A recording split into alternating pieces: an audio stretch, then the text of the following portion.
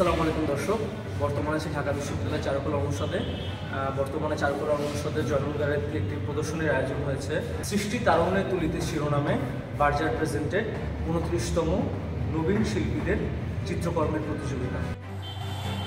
নানা রঙে মেতে আছে চারুকলা অনুষদের জয়নুল গ্যালারি। দেশের সেরা 40 শিল্পীর সৃষ্টিকর্ম স্থান পেয়েছে এই গ্যালারিতে। রয়েছে নানা মাধ্যম দ্বারা করা শিল্পকর্ম। প্রদর্শনীটি 4 ফেব্রুয়ারি পর্যন্ত চলবে।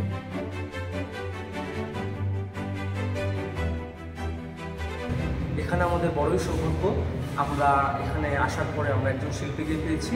আমরা এখন তার সাথে কথা বলব। আমি সাগর দাস, আমি হচ্ছি ঢাকা ইউনিভার্সিটির চারুকলা অনুষদের গ্রাফিক ডিজাইন ডিপার্টমেন্টের 2022-23 সেশনের শিক্ষার্থী। এবার আমার একটি শিল্পকর্ম 29তম বার্জার নবীন শিল্পী চিত্রকর্ম প্রতিযোগিতাতে 40তম সেরা 40তমতে স্থান পেয়েছে। বার্জার পেন্টসে এই চিত্রকর্ম প্রতিযোগিতাতে বিভিন্ন মিডিয়ার কাজ হয়ে থাকে। অনেক এক বছরে 940 জন শিল্পী অংশগ্রহণ করেছিল। এর মধ্যে 40টা সেরা চিত্রকর্ম এখানে স্থান পেয়েছে।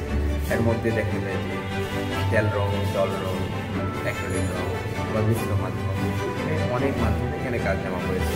এর মধ্যে 6টা কাজ হচ্ছে সেরা 6। তো এখানে হচ্ছে মূলত বয়সের ভিত্তিতে 18 বছর থেকে 35 বছর পর্যন্ত যে নবীন শিল্পী ওনারা অংশগ্রহণ করতে পারেন।